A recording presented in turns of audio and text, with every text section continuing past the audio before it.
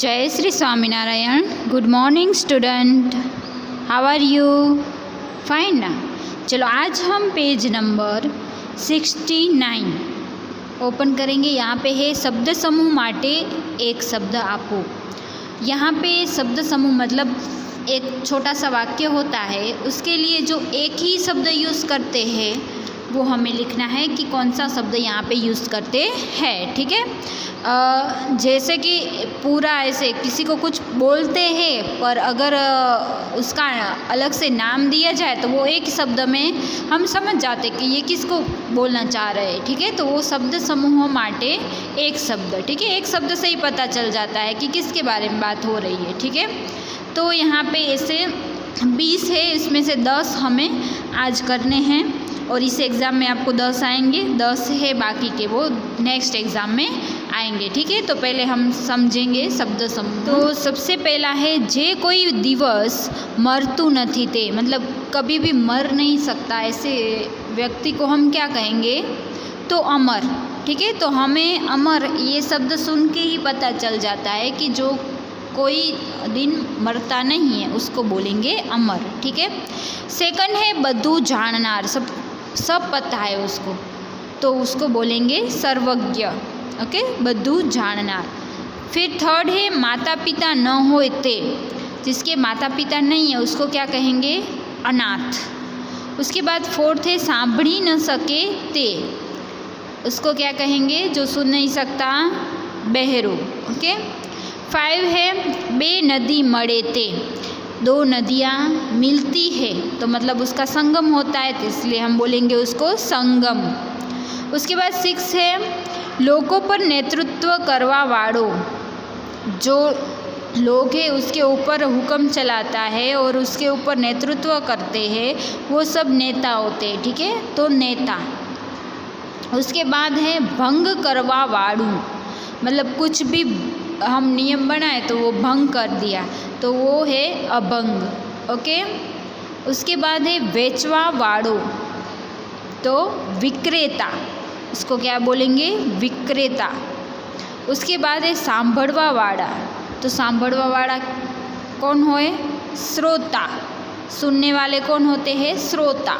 Okay, उसके बाद 10 है कलानी आवड़त होवा वाड़ा, जिसको कोई भी कला है, आर्ट है उसमें, तो उसको हम बोलेंगे कलाकार। ठीक है, तो यहीं तक हम रखेंगे। अब पेज नंबर 70 पे आएंगे। तो यहाँ पे आप देख सकते हो वाक्य प्रचार અને તેમના अर्थ।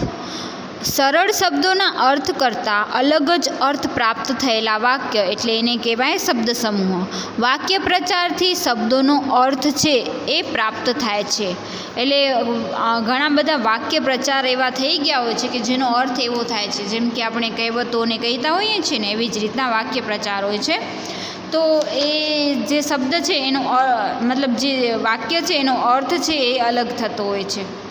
तो આપણે આમાં 30 છે તો આપણે આમાં અત્યારે 15 કરવાના છે, બાકીના જે 15 છે એ આપણે નેક્સ્ટ એક્ઝામમાં કરીશું। અત્યારની એક્ઝામમાં 15 કરવાના છે।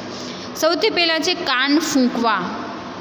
કાન ફૂંકવા એટલે મનમાં દ્વેષ ઉત્પન્ન કરવો। કોઈકને ખબર છે ઓટા ઉપર બેસીને બધા શું કરતા હોય છે? એકબીજાને ઘરની વાતો કરતા હોય ત્યારે જો એને ઝઘડાવું હોય તો શું કરે? એના કાન ફૂંકે।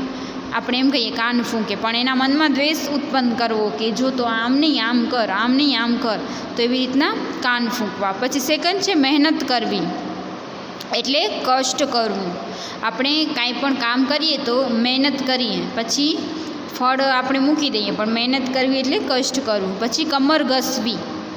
કમર ઘસવી એટલે સાચી કમરને ઘસવા ન જવાની, પણ એનું મિનિંગ શું થાય? વસ્તુની તૈયારી કરવી।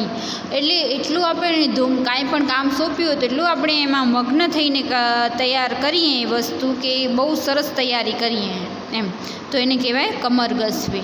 ફોર્થ છે જીવમાં જીવ આવો, એટલે કાળજી જેવું લાગવું કે આપણે કાંઈ ટેન્શન હોય કે હવે આ કેમ થશે, કેવી રીતના થશે, તો બહુ જ આમ ચિંતા હોય છે તો જીવમાં જીવ આવ્યો કે હવે હાસ, હવે કાળજી લેવાવાળું કોઈક આવી ગયું છે, હવે આપણા જીવમાં જીવ આવી ગયો, આપણે શાંતિ થઈ એમ। उसके बाद है घोषणा करवी, मतलब सूचना आपवी। कोई भी नोटिस होती है ना, तो पहले के ज़माने में तो ढोल बजा के सूचना दे देते थे, तो उसको बोलते थे घोषणा करवी એમ। 6 है મોઢામાં પાણી આવવું, એટલે लोभ थवो, कि कोई पास वस्तु किसी के पास हमने देखी तो हमें भी लोभ हुआ कि उसके पास तो है, मेरे पास भी होना ही चाहिए, तो મોઢામાં પાણી આવવું। 7 है 2 હાથના 4 હાથ થવા, 2 હાથના 4 हाथ थवा, એટલે अभी हमारे पास कितने हाथ है? 2 है। 4 कब होंगे?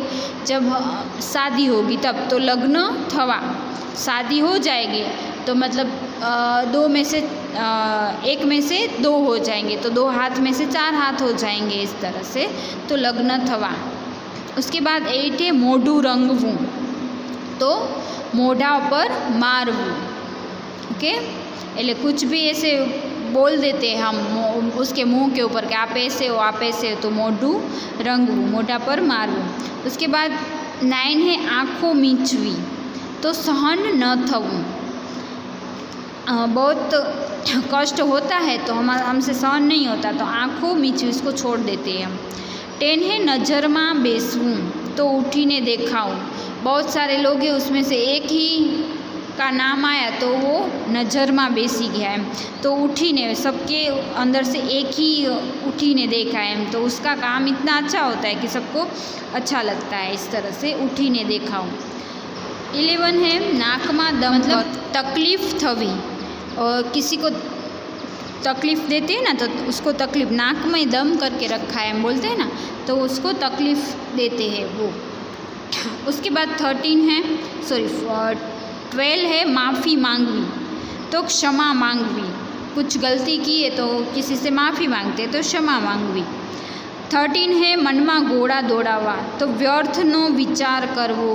कुछ विचार ऐसे हमारे मन में आते जिसका कोई मीनिंग नहीं होता है, तो व्यर्थनो विचार करवो। हमें पता है कि इसका कुछ अर्थ नहीं निकलेगा, तो भी सोचते ही रहते, तो मन में घोड़ा दौड़ावा। ओके, उसके बाद पेज नंबर 71 में है 14 वाला, मन थी लेवू, तो पाको विचार करवो।